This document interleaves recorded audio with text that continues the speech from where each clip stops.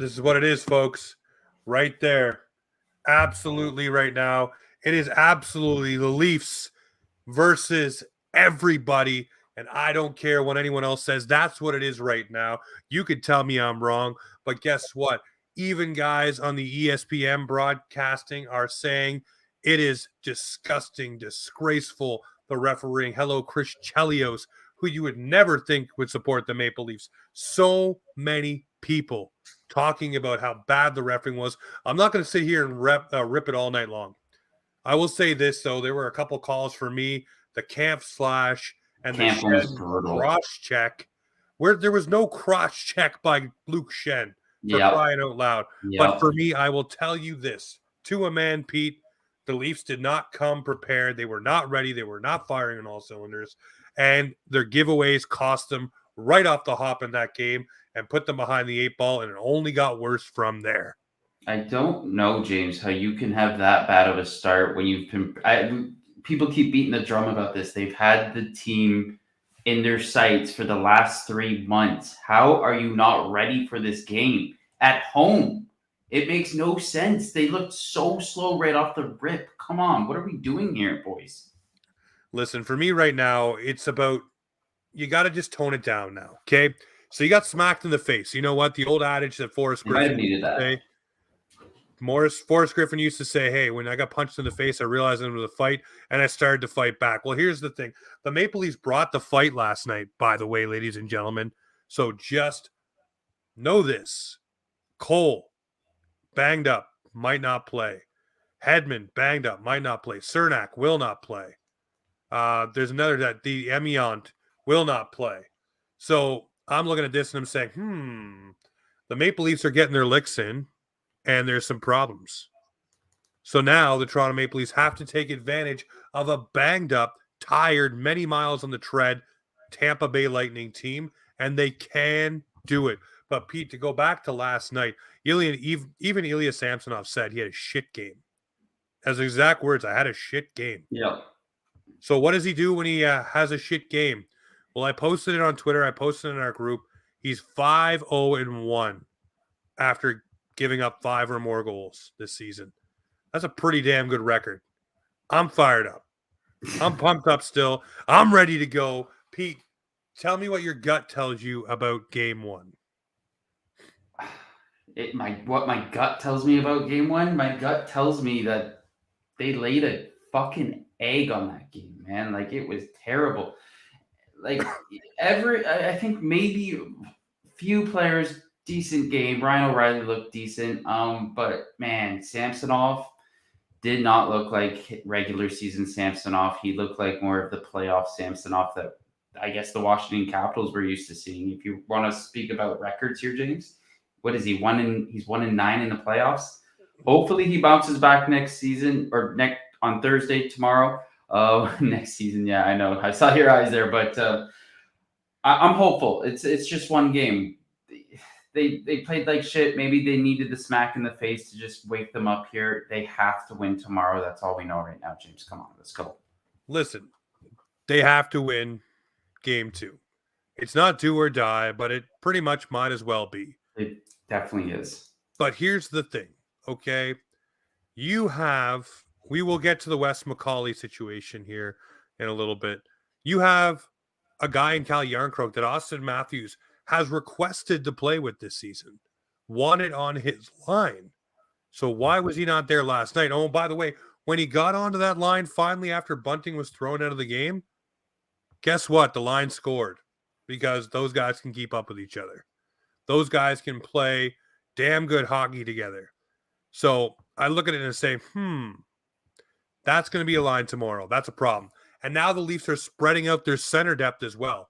Austin Matthews, John Tavares, Ryan O'Reilly. Oh, and some brute that can lift sticks and play along the boards is playing tomorrow too in one Matthew Nyes that everybody was wondering if he'd get in. Well, he's not only getting in. I think he's going to have a goddamn impact. And I think it's going to be fun.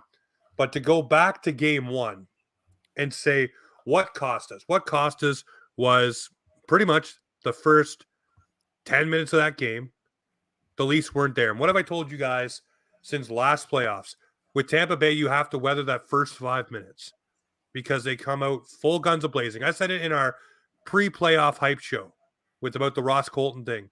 They send a guy and they come out, they try to crash and bang, either take the crowd out of it or get their crowd into it.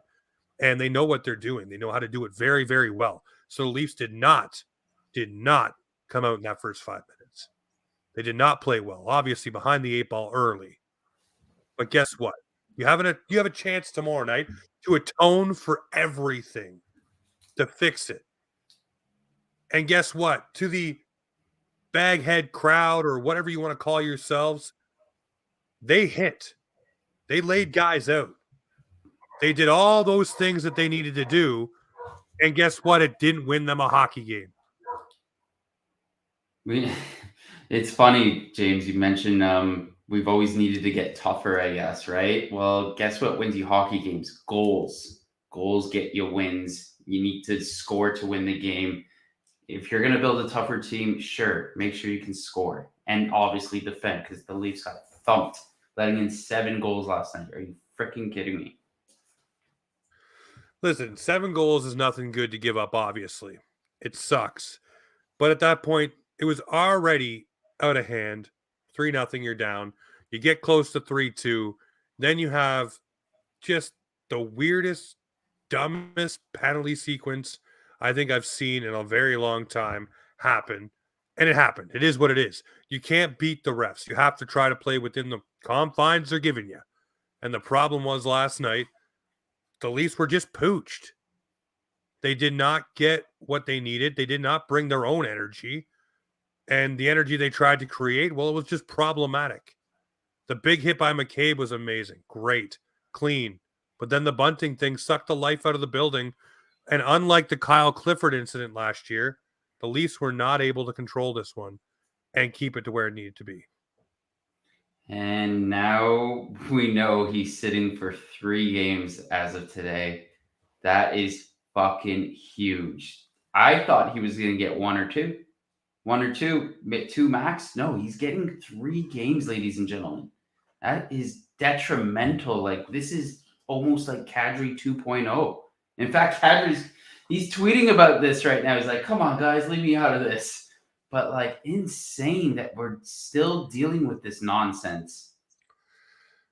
It is nonsense. I'll say this, and I think that George Peros must still have a few screws loose or a problem that he got knocked out by Colton Orr in his last fight in the NHL, and he still holds a grudge against the Toronto Maple Leafs.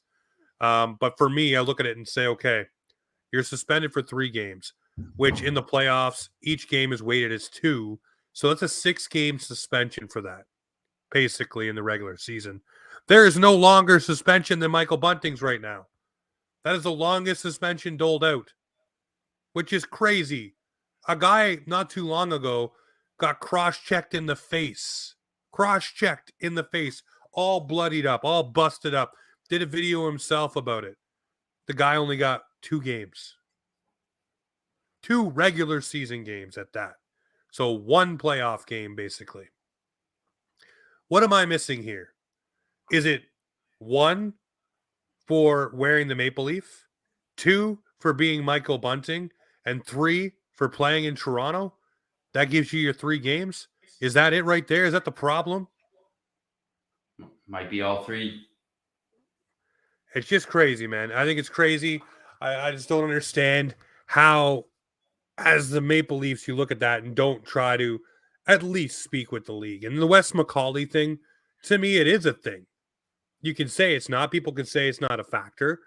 They're 0-8 in games in the playoffs, in the Sheldon Keefe era, in games that Wes McCauley is reffed. Tell me that's not a sign. Tell me that's not a thing. That is a damn thing. It's very funny that they're 0-8 in games that Wes McCauley refs in the playoffs. Do you think, are we putting on our tinfoil hats here, James, or do you think that's coincidence? It's not coincidence. It's No. just not. It's like the Paul Maurice thing. I forget the name of the referee, but it's the same thing. That referee and him had beef back in the day, and this referee has followed him from Winnipeg over to Florida, and every game that refs against that team, they end up having more penalties for the against. And it's crazy. So I look at it and I say, this isn't an excuse. I'm not sitting here and saying the Leafs only lost because of this one thing. I just think there should not be conflicts of interest. And for once, I'll agree with someone from the Ottawa Senators organization and Pierre Dorion last night saying that teams should have the ability to refuse officials based on bias. I'll go further with that, based on bias, as long as you have a supporting argument, not just because you don't like the guy. There has to be substantial evidence of what is happening. And that's what I would say right there. Are we going to get into why there's a conflict of interest here, James? Because some people may not know about it. The conflict of interest there is the Frost, Keefe, McCauley situation. So Frost was Keith's man or agent when playing junior, correct? I believe so. Agent or coach? Agent or coach. Now, this is also the same guy that was involved in. He was almost murdered by one of his former players. Mike Danton. Yep. Mike Danton. That's the same guy. So I don't know what the whole backstory is, but Keith allegedly had to testify in court for some sexual assault case that he was being charged for. Is that correct? That is, yeah. It was apparently an assault against one of his friends. Oh, wow. So Keith testified on that. And of course, Frost is, and by the way, Frost actually used the alias McCauley. He's changed his name. Yeah, to be able to get back into hockey circles. That's insane. And Wes McCauley obviously is good friends with this person because it's his brother-in-law. So there's a family tie in there. So you tell me that there's no tie in here, that there's no problem. There's no reason for these two to have any animosity, any problem between the two of them that would go back to make this an issue. That's an issue. That's a conflict of interest. That is family involved on either side that went to court, had litigation. So, yeah, I think I think it's a huge problem. I don't know how you overlook that and say it's not. Absolutely. Yeah, I agree with you. I agree with Dorian. I think you should be able to not necessarily choose your ref, but decline if there's a conflict of interest, such as Wes McCauley and Sheldon Keefe. You should have that option. I definitely think you should. It should be something that you look at the officials that are being booked, especially in the playoffs, and say, okay, well, this is the situation we've had this season with X referee. You basically sit down and we look at, okay, Stephen Walkham, who's the head of officiating for the NHL. Okay, this is our situation. This is why. This is it. This is here. This is there. This is what we're going to do. Cool. Done. Could be very easy, very streamlined, very straightforward. Listen, I'm not going to sit here and say what happened to Michael Bunting last night is the work of Wes McCauley. I'm not going to say that. Michael Bunting is his own worst enemy. That was a dirty hit. But I'll tell you this to a man, if Chernak got up, he wouldn't be suspended today.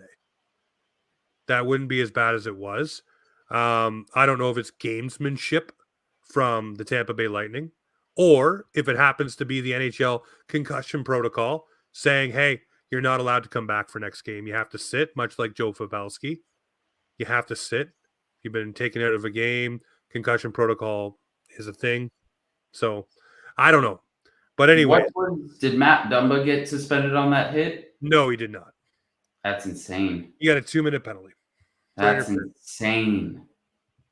Same thing with the hit on Nikolai Ehlers. That's just gross. I look at it and just say, I don't know. I'm not putting my Maple Leaf tinfoil hat on. You know what? So let's change the gears here, ladies and gentlemen. Let's have a little fun. Okay? Before we have fun, do you want to touch on the puck or the goal? The goal that allegedly went in? That was not a goal. You don't think it was a goal? No. I saw Omar's gif of it on Twitter. It looked like the puck fully crossed the line. But then I saw people drawing lines as to where the goal line was, and it looked like snow was over it. So I don't know. Does the NHL have a? Let's see it. It's not crossed the line. It's on the post. Yeah. The post is not behind the line. That is not in the And net. the NHL doesn't have any other angles. They're using the same camera we're looking at. That's correct. Same camera we're looking Same at right camera. there. Wow. And here's the other thing, too, okay? So for that puck to even get to where it was, and guys, I'm not griping and moaning. It's over. The game is over. But I want to get something very crystal clear. That puck does not get where it is unless someone pokes the pad over the line, which you are not allowed to do. Hence the reason why Sheldon Keefe challenged it. That should have been no goal. You No can goal because it wasn't fully in. B, you're not allowed to propel the goalie's pad into the net for a goal to score. You can't do that. And that's the only way that that pad goes over the line. You can poke, but if you push a goalie's pad into the net to make the puck propel there to score the goal, it does not count. We've seen it time and time again. And I'll show everyone just again on the broadcast here the blowing up picture. That is not fully on the line. That is sitting on the post, which is not in the full net. I got that sent to me by one of our friends who works for one of the prestigious 4-letter networks. So that is not fully in. So, and the pad definitely 100% got pushed. Go watch the replay. You can see his pad go boop back. So unless he just had a muscle spasm, but I think it's a Corey Perry spasm, if you ask me. But anyways, it was no goal. To me, it was no goal. It was no goal because it was not in the net, and it was no goal because the pad was pushed. But you know what? If and buts were candies and nuts, we'd have a Merry Christmas. The game is in the past. You cannot change it. But the last time I checked, like I said in my little video today, by the way, shout out to Taylor Flood. Happy birthday, Sweet 16. I hope your birthday is amazing. I know you didn't get the result last night, but I hope you and your family get a great result tomorrow night. And as you're celebrating your Sweet 16 today, cheers to you from us here at Offside. I know you're watching. But tomorrow night, it takes 4 games to win a series. 4 games. They won 1. They won 1. And we whooped their ass physically. Something we have not been able to say. We hit them as bad as they hit us, if not worse. And tomorrow night, what they need to do, Pete, is weather the first 5 minutes and then shove it down their fucking throats for the next 15 in the first period. And just make it a goddamn madhouse in there. Make it loud. Make it crazy. At the game, James. I will make sure it's loud as hell. Oh, you just got to go crazy. But the thing is, you need to make sure you weather that first 5 minutes, or you set the damn tone yourself and make them chase you. Make them line match you. You have the players. Stop chasing the matchup and just let it flow. This team is good enough that they should be chased, not chasing the lines. Just go out there and go crazy. The other thing I want to see Mitch Marner down on the second line. I just do. I think he's better with Tavares. I think it spreads out the offense better. I think Matthews, Nylander, and Yarncroke, great. Just let it roll and then put O'Reilly up with Tavares and Marner and let that go. I'm good with that too. But I know they want some insulation for the kid, and that's why O'Reilly's on the third line. Interesting. What are your thoughts on O'Reilly on the third? Beautiful. As I said to you earlier, they're spreading out their center depth. They are one of the strongest teams right now at center ice. No other team can go, Matthews is covered, we'll throw it Tavares. Oh, Tavares is covered, okay, we'll throw it O'Reilly. Like, that's insane. And then you insulate Nyes with a guy like O'Reilly, who Nyes is a mini Gronk right now, who can play along the wall. He's learning his place. He can stick lift and get possession back for the Maple Leafs. He did it in the 3 games he played. And you tell me that he doesn't have a burn his friggin' bonnet right now after playing down at the MLA Arena and losing the Frozen Four. He's not going to want to lose this too. He's going to go in there with a goddamn chip on his shoulder, ready to rock and roll. And tomorrow night, it is going to be raucous. It's going to be on fire, Pete. You're going to need a hose. You're going to have to cool down Leafs Nation. I'm praying for a Matthew Nyes goal tomorrow night, folks. Oh, man. Wouldn't it be nice? How electric would that be? Absolutely insane. It would be so nice. So nice. So nice to see a goal. Listen, you look at this team and everybody's so excited. Before game one, we were all fired up. There's still plenty of reason to be fired up. The defense is better. The forward depth is better. We got our face smacked around in game one, goal-wise, not physically. Don't worry. They will clean it up. They will tighten it up. And it's going to be one hell of a game. And tomorrow night, the X factor to me will be Austin Matthews. Because I say, last night, he got his assist, but he didn't get a goal. He wants that goal. Look at last year when he scored against Tampa. The windmill celebration. He wants that. I got chills just remembering that. It's coming. It is coming. It is coming. And Ilya Samsonov will stand on his damn head, and he will make 32 saves in a beautiful one-goal allowed game as the Leafs pummel. I will say the word pummel the Tampa Bay Lightning tomorrow night, not only physically, but on the scoreboard, winning 5-1. I believe it, James. I believe it. So, where tomorrow for you do the Leafs need to be in the beginning of the game? Because that's where they got beat last night. They basically got caught flat-footed. It was like a fight when a guy plants both his feet and he's on his heels and he just gets ready to cock back, but the other guy's faster and he's down. That's what it was last night. The Leafs got caught flat-footed, and basically Corey Perry had his way with them. We need to see the Leafs play a full 20 minutes. Full 60 minutes. We need to see them score the first goal. We need them to keep their foot on the pedal. Ladies and gentlemen, they need to fucking, like James said, pummel the Tampa Bay Lightning tomorrow night. It's going to be a shit show. It has to be one. You got to make up for that trash performance they put up on Tuesday night. You need to make up for that. You need to win tomorrow night. You need to win this series. Because otherwise there's going to be some changes, but we won't get into that because they're going to win tomorrow night. Listen, they are going to win tomorrow night. They're going to pick up the win. They're going to go down to Tampa. They're going to win 2 there, come back for game 5, and it's Leafs in 5, baby. I'm still with that. I'm still fired up. Like, I was just watching so many people today, like, just give up and pack it in. Yeah, I'm not gonna lie. I felt pretty shitty last night. It was a rough sleep. I woke up, thought about it. It's one game. It was a slap in the face, but they needed that. They're gonna pull it out tomorrow. Listen, there's being too optimistic, and there's being a person who thinks that this team has the ability to do what they need to do. Because it seems like within this fan base, there are people that want to see the Leafs win, but they just can't seem to see how they're going to do it. I'll tell you how they're going to do it.